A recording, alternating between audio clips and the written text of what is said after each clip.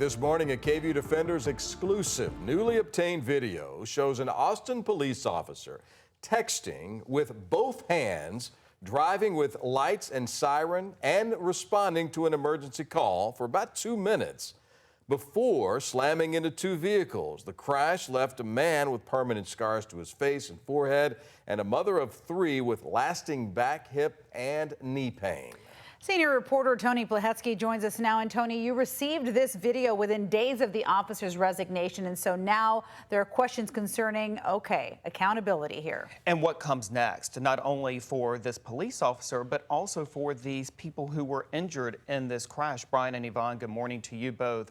Austin police officer Daniel Kessler's body camera video started recording his movement when he activated his emergency lights and sirens while responding to a call to back up fellow officers who stopped a stolen car. That happened in January 2025. The video shows him for about 2 minutes texting and driving. He often had no hands on the wheel at all or intermittently used his left hand to steer. These texts were not work-related. They, in fact, were to his girlfriend, and he ran a red light and reached speeds of 52 miles an hour in Northeast Austin. As he approached the intersection of Cameron Road and US 290, a family of 5 and another man were driving south after getting a green light.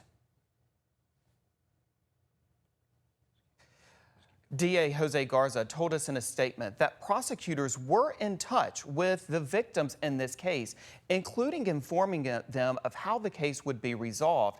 And he said he hopes the outcomes will help them have a modicum of justice. I'm sure that would be good for them, but let's talk about the victims in this crash, Tony. Will there be any compensation? Can there be compensation from the city for the injuries they sustained? Here's the situation. When a city is sued by someone who is injured, the cap for a crash like this is $500,000 per incident. So what that means is that that money's got to be divided among the victims in this case. Of course, there will likely be conversation about whether or not the city wants to, on its own, go above that. But these caps, according to plaintiffs' attorneys, will tell you that it's just not simply enough in a case like this. And by the way, Texas law gives an added advantage to cities when a police officer is responding to an emergency call. So that means the victims will have a higher bar to prove that the police officer was acting recklessly when this crash occurred. Looking at that video, I mean, it's bold. It's bold, and you wonder, this time there was an accident, but maybe there were other times. I mean, you never know, and that's really, really dangerous. And going back in time, I mean, body cameras were put in place